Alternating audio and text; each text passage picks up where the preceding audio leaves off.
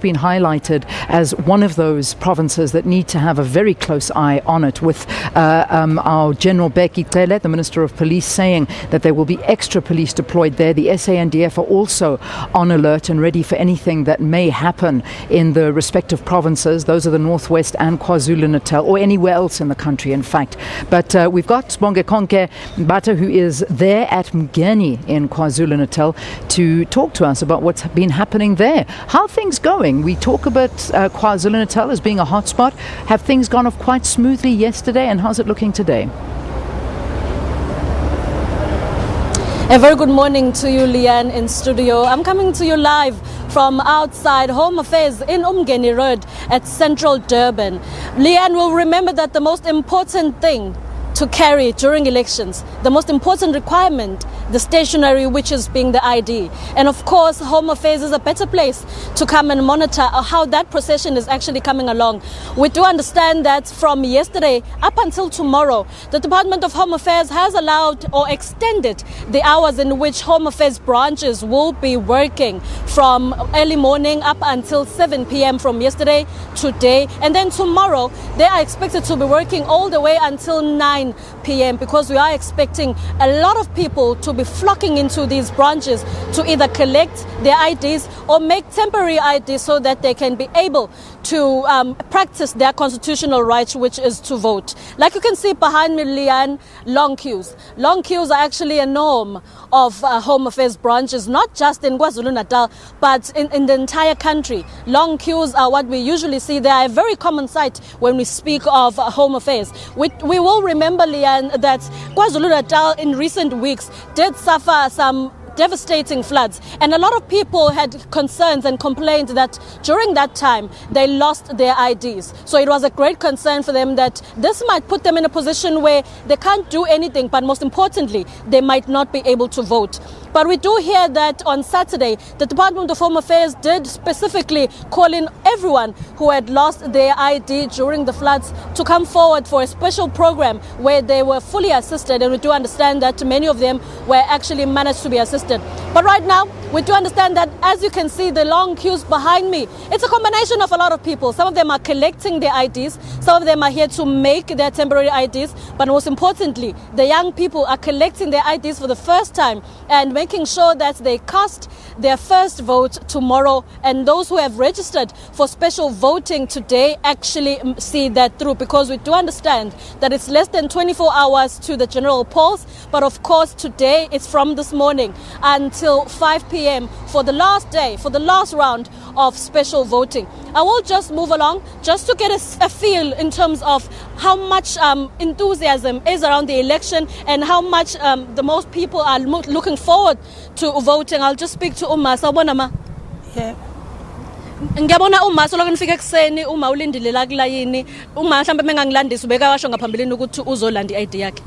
Yebo, ngizolanda i-ID yami ngoba ngibona ukuthi kusasa sekusuku lokuvota, mhlambe nami ngalithola ithuba lokuvota.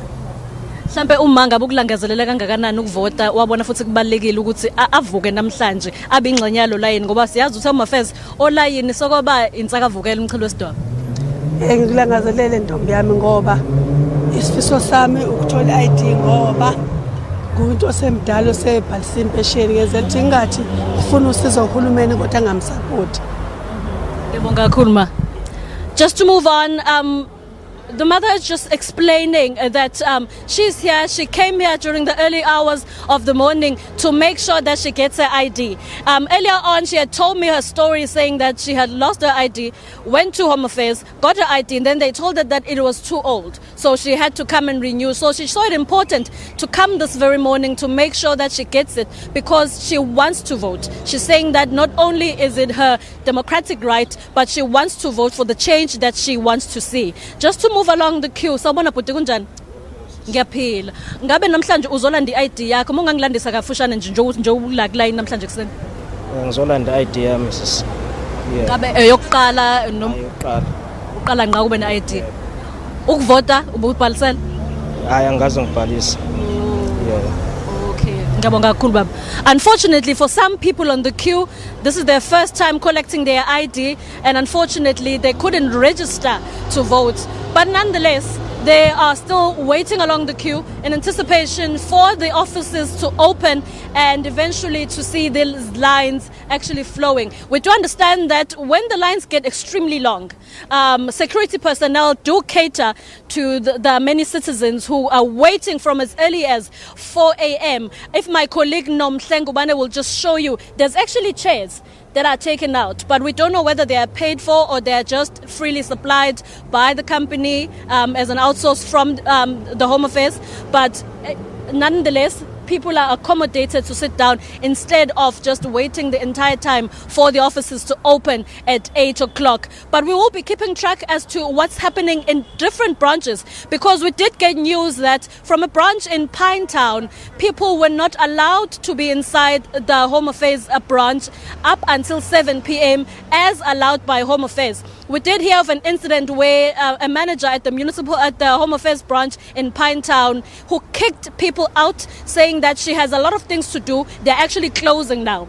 And it was reported that that was against the stipulated time that was granted by Home Affairs, and a lot of citizens were disgruntled by that because many of them ended up missing out on their special votes yesterday, and a number of them are saying that they're no longer looking forward to vote now because it seems like Home Affairs is just not coming out to the fort of assisting them in getting their documents in time. Many of them were saying that they're actually due to vote for special votes today, but they're very disappointed seeing the service in which they received in that particular branch. But it's something that we will be engaging the Department of Home Affairs in to just find out in terms of the communication with the various branch managers in this regard. But unfortunately, that's where the situation stands, and we will be keeping track of various branches and various areas in KwaZulu-Natal as the day progresses. It's back to studio for now.